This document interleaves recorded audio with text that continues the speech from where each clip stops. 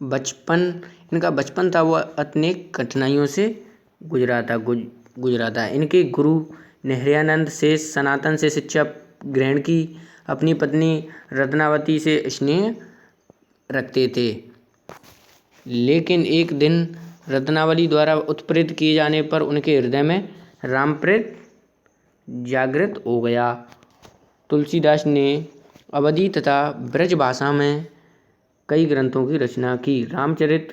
रामचरित उनकी कृति का आधार ग्रंथ है। अतः अन्य प्रसिद्ध ग्रंथों में विनय पत्रिका, कतिवादवली, दोहावली,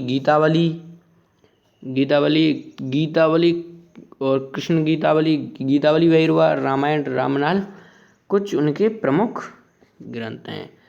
अब तुलसीदास जी के ये दोहे हैं, इनका व्याख्या करते हैं। काम क्रोध मत लोभ रहत, ग्रह शक्ति दुख रूप, त्यो किम जाने रघुपति, मूढ़ भरे भवकूप। मद यानी दोस्तों अहंकार, और रत यानी डूबे रहना, मतलब घर गृहस्थी के डूबे रहना। और मूढ़ है ये मूर्ख है, और ये भव है भवकूप का अर्थ है संसार रूपी कुआं। अब इसमें प्रसंग क्या होगा दोस्तों? प्रस्तुत दोहा है ये तुलसीदास द्वारा रचित है, तुलसीदास द्वारा रचा गया है। इसमें काम क्रोध आदि इनके बारे में उपदेश दिए गए हैं। ठीक है, ऐसे प्रसंग लिख देना है दोस्तों। इसकी व्याख्या देखते हैं। व्याख्या क्या है इसकी? काम क्रोध मत लोभ रहत, ग्रह शक्ति दुख रूप। जो लोग काम क्रोध अहंकार लोभ आदि दुर्गुणों से डूबे रहते हैं और ग्रह शक्ति अर्थात पत्नी सुख में आसक्त रहते हैं, वे दुखी जीवन भोगते हैं। और ते किम जाने रघुपति ही, मूढ़ भरे भवकूप। ऐसे मूढ़ लोग संसार रूपी के कुएं में पड़कर प्रभु श्री राम की भक्ति महिमा से अपरिचित हैं। वे ये राम जी हैं, उनको जानते ही नहीं हैं वो। ठीक है दोस्तों, एक बार और समझाते हैं। काम यानी काम, क्रोध यानी गुस्सा, मद यानी अहंकार, लोभ यानी लोभ, रत यानी डूबे रहना, मतलब अहंकार, काम क्रोध मद के अहंकार में डूबे रहते हैं। यह ग्रह शक्ति दुखों की पत्नी सुखों में आसक्त रहते हैं, पत्नियों के सुखों में रहते हैं, वे दुखी जीवन भोगते हैं। ऐसे लोग संसार रूपी कुआं है उसमें डूब गए हैं, और वे रघुपत को ये श्री राम है उनको नहीं जानते हैं। दूसरा श्लोक देखते हैं दोस्तों। कहबई कहाँ रसना रची, सुनबई कहाँ कई कान, धरबई कहाँ चित हित सहित, परमारथई सृजन। ठीक है दोस्तों, रसना यानी जीव, धरबई यानी रखने को, धरबई यानी क्या है? रखने को, या धारण करने को, रखने को या धारण, मतलब धारण किया हुआ, धरबई। और परमात्मा यानी परोपकार, परमात्मा, लोकहित, हित यानी प्रेम, ठीक है दोस्तों। इसका प्रसंग देखते हैं। प्रसंग ये तुलसीदास द्वारा रचित गया है। इस मत में लोकहित एवं सत्य ज्ञान को अपनाने का संदेश दिया गया है, मतलब सत्यता की बारे में बताया गया है। व्याख्या देखते हैं इसकी। तुलसीदास जी हैं, वो कहते हैं कि ईश्वर भगवान हैं। उसने हमारे शरीर में कहने के लिए जीभ और सुनने के लिए कान दिए हैं। जो भगवान रूपी हैं, उन्होंने मानवीय शरीर में और सभी सजीव शरीर में सुनने के लिए कान, बोलने के लिए जीभ दी है। इसी प्रकार लोक हित परमात्मा ज्ञान के लिए चित्त बनाया है। इसी का परोपकार करने के लिए चित्त अपना हृदय बनाया है। परमात्मा ज्ञान के लिए अपना हृदय बनाया है, चित्त यानी हृदय बनाया है। इसलिए संत जन सदैव परमार्थ का चिंतन करते हैं। इसलिए संत जन हैं वो परामर्श का चिंतन करते हैं तथा उसी प्रकार से प्रेम करते हैं। मनुष्य जीवन की सार्थकता परामर्श में ही है, परोपकार में ही है। मनुष्य की जीवन का सफलता कारक किसमें है? परोपकार में ही है। ठीक है दोस्तों, नेक्स्ट चलते हैं। तुलसी बलो सुसंगते पोच कुसंगति सूई नाव किन्नर तीर रसी लोए बिलको लोई। नाव यानी नाव, जो पानी में तैरती है नाव। तीर यानी तट, मतलब तट पर। तीर यानी तट। लोहा यानी लोहा। लोई यानी लुई, लोहो। लुई यानी लोग, लोहा। लोह यानी लोहा। और बिलको यानी देखो। प्रस्तुत दोहा है ये तुलसीदास द्वारा रचित गया है। ऐसे प्रसंग में लिखना है मित्रों कि यह तुलसीदास द्वारा रचित किया गया है। इसमें अच्छी संगति और बुरी संगति के बारे में बताया गया है। ठीक है दोस्तों, ऐसे कि अच्छी संगति में अच्छे गुण मिलते हैं, बुरी में बुरे गुण मिलते हैं, ऐसे बताया गया है। अब व्याख्या करते हैं इसकी।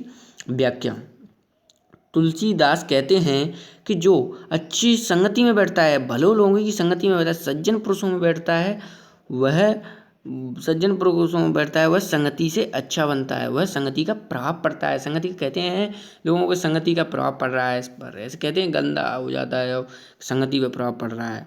ऐसे ही संगति का प्रभाव पड़ता है। संगति का अच्छे लोगों के साथ बैठेंगे तो अच्छे लोग बनेंगे, बुरों के साथ बैठेंगे तो बुरे बैठेंगे। ऐसे ही पोच कुसंगति सुई, वही बुरी संगति से बुरा बन जाता है और अच्छी संगति से अच्छा बन जाता है।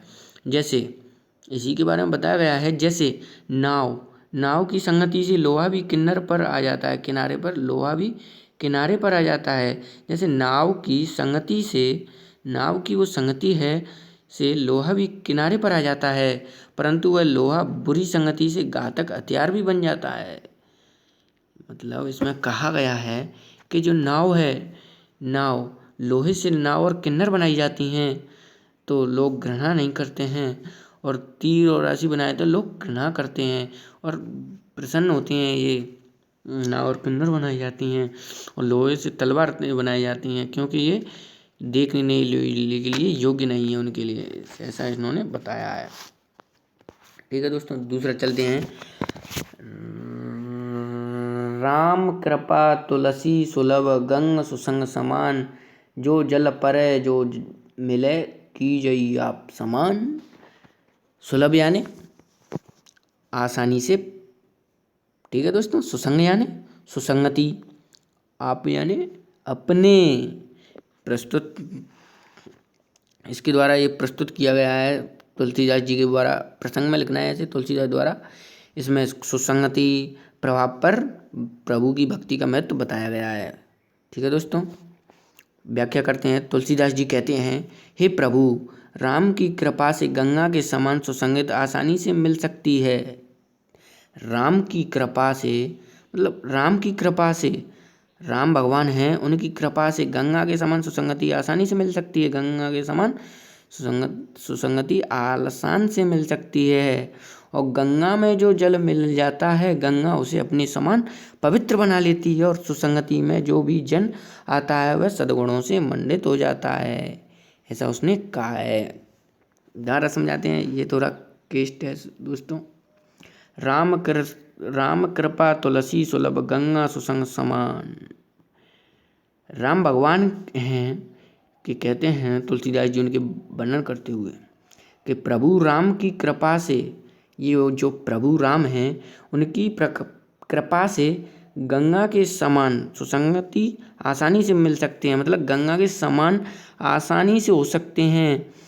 पर जो जल पर है जो जन मिलई कीजई आप समान, जो जल गंगा में मिल जाता है वो अपने आप समान कर लेती है। अर्थात सुसंगति में जो भी जन लोग आते हैं, अच्छी संगति में आते हैं वे लोग, वो अपने समान कर लेती है, और बुरी संगति में जाते हैं, ऐसा उन्होंने बताया है इस प्रसंग में, इस दोहे में। ठीक है दोस्तों, दूसरा श्लोक देखते हैं। तुलसिया संसार में भांति भांति के लोग, सबसो हिल मिल चाहिए नदी नाव सहयोग। तुलसीदास जी कहते हैं इसमें कि इस संसार में, व्याख्या करते हैं तुलसीदास वो प्रसंग, तुलसीदास द्वारा ये रचा गया है। तुलसीदास द्वारा रचा गया है। इसमें सबसे पहले लोगों से हिल मिलकर जीवन प्रेम भाषा से बोलना चाहिए, ऐसा उन्होंने संदेश दिया है। इस बारे में व्याख्या करते हैं इसकी। चलो दोस्तों, तुलसीदास जी कहते हैं कि इस संसार में अनेक तरह के लोग रहते हैं। कई कई प्रकार के लोग हैं इस संसार में। भांति भांति यानी कई कई भांति यानी अलग अलग प्रकार के कई तरह के लोग हैं। जैसे, ठीक है दोस्तों, जैसे नदी और नाव का संयोग आता है, जैसे नदी और नाव का संयोग आता है, उसी प्रकार लोगों से मिलना भी कभी कभी होता है। इसलिए सबसे मिलकर लगना मिलना चाहिए। तुलसी या संसार में भांति भांति के लोग। इस संसार में भिन्न भिन्न प्रकार के लोग हैं, कई प्रकार के लोग हैं। सबसे हिल मिलकर प्रेम भावना से रहना चाहिए। कभी भी कोई व्यक्ति कभी भी काम आ सकता है। इसी प्रकार उनसे अच्छी वाणी से बोलना चाहिए। दूसरा देखते हैं, तुलसी पावस के समय धरी कोकनी मौन, अब तो दादुर बोलई हमें पूछई कौन। ठीक है दोस्तों, पावस यानी वर्षा ऋतु, कोकिल यानी कोयल, कोकिल यानी कोयल, दादुर यानी मेढक, और मौन यानी चुप, मौन व्रत धारण, चुप रहना, इन बताइए कुछ बोलना नहीं। ठीक है, इसमें तुलसीदास जी कहते हैं कि हमें विपरीत समय में आने वाले पर बोलना नहीं चाहिए। हमारा जब जब हमारा बोलने का हक हो तभी बोलना चाहिए, बिना वजह नहीं बोलना चाहिए। ऐसा उन्होंने संदेश दिया है। व्याख्या करते हैं, तुलसीदास जी कहते हैं कि वर्षा ऋतु आने पर, तुलसीदास जी कहते हैं कि वर्षा ऋतु आने पर कोयल तो मौन व्रत धारण कर लेती है और वो सोचती है कि अब मेढक बोलने लगेंगे तो हमें कौन पूछेगा, अर्थात दुर्जन की पूछ होने पर सज्जनों को कौन पूछेगा। इसलिए मौन रहने ही श्रेष्ठ कार है। ठीक है दोस्तों, तुलसी पावस के समय, मतलब तुलसीदास जी कहते हैं कि वर्षा ऋतु के समय वो कोयल है, वो कोयल मौन धर लेती है। वो वर्षा ऋतु के समय में बोलती नहीं है और कहती है कि अब तो दादुर बोलई, अब तो मेढक ही बोलेंगे टर टर, हमें कौन पूछेगा, हमें अब पूछने वाला कोई नहीं है, ऐसा उन्होंने कहा है। ठीक है, अब तीसरा ये देखते हैं, लास्ट बचा है। ठीक है दोस्तों, तुलसी आसमय सखा धीरज धर्म विवेक, साहित्य साहस सत्यव्रत राम भरोसो एक। सखा यानी मित्र, विवेक यानी कर्तव्यता, कर्तव्य का ज्ञान, साहित्य यानी साहित्य हित के सहित, मतलब अपने हित यानी अपना, अपने सहित।